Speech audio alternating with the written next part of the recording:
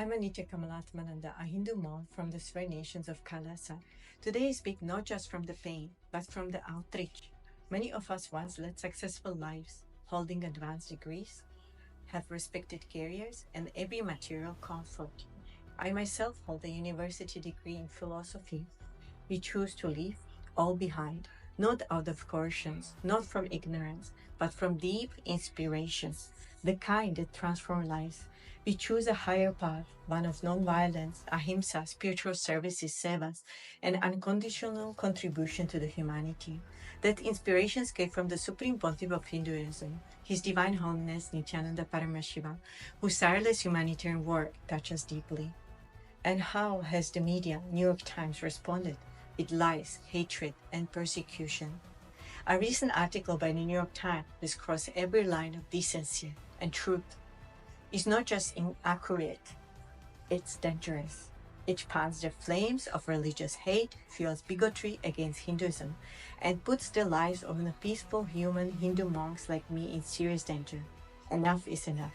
Let me tell you what they misrepresented. I was in Bolivia when our peaceful community of Hindu devotees and monks was attacked simply for existing.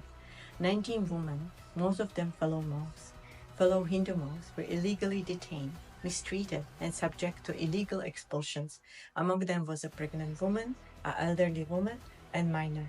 These were not faceless statistics. They are my sisters, and I witnessed the trauma firsthand.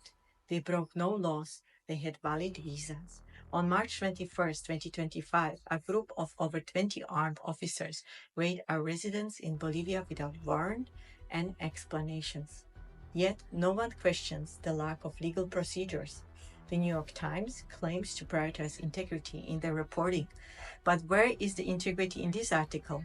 Their piece doesn't reflect a commitment to truth or fairness. The facts have been distorted, the context ignored, and the individuals involved are denied basic rights under international law.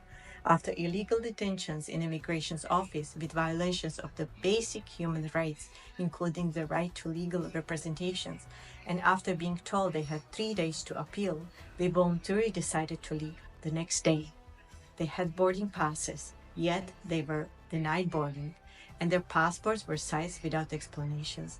The New York Times didn't even bother to report on this denial of due process. Instead, they chose to ignore these details. They were preparing to leave the country voluntarily, but instead they were dragged from the public waiting area of the airport in the middle of the night, despite having boarding passes thrown into vehicles and dumped at the border of the Peru by Bolivian immigration and police. There were no legal documents to justify these actions. Here's the questions. If they were truly committing illegal acts, why would they have been subject to illegal expulsions without facing charges, a trial, or any form of legal process?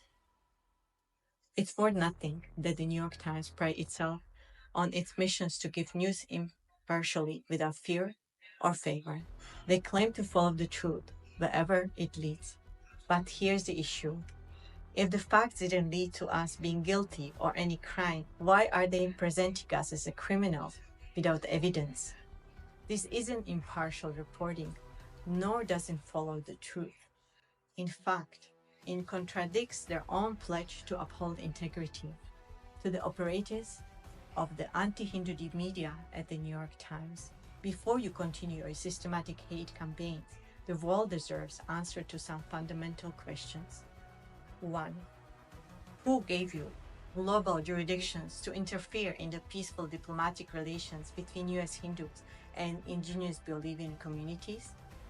2.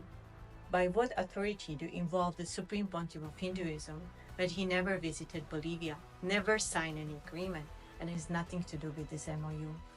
3. Who is funding your corrupt media and the New York Times and their anti-Hindu persecution campaigns? 4. Which element of anti-Hindu deep states are financing your systematic attacks, suggesting that the entire Hindu diaspora has no right to exist? I also want to address the violence you are enabling. Why does your narrative contribute to violence and hate? By spreading lies about our peaceful community, we are providing cover for those who wish to incite violence against us. Let me be clear. The agreements with the indigenous Bolivian nations were signed by the Hindu humanitarian organizations based in the United States, not Supreme Pontiff of Hinduism, not Kailasa, and not the 19 volunteers whom you wrongly frame. The MOU was reviewed by the multiple legal experts, notarized and protocolized in full accordance with the legal standards. I will personally take legal actions against New York Times for inciting Hindu genocides, for repeatedly publishing lies, and for legitimizing our lawful efforts to establish a Hindu nation. I will also request compensations for the harm caused by the false and damaging narratives. We will remain committed to the create a peaceful environment, doing humanitarian work, and being inspired by the selfless work of the Supreme Pontiff of Hinduism. We believe in the pursuit of truth, and we will not be silenced by the false narratives. New York Times, you claim that your mission is to uphold excellence in journalism, yet this piece of falls short of these standards. Your failure to report the facts with integrity undermines the very trust that you claim to hold with your readers.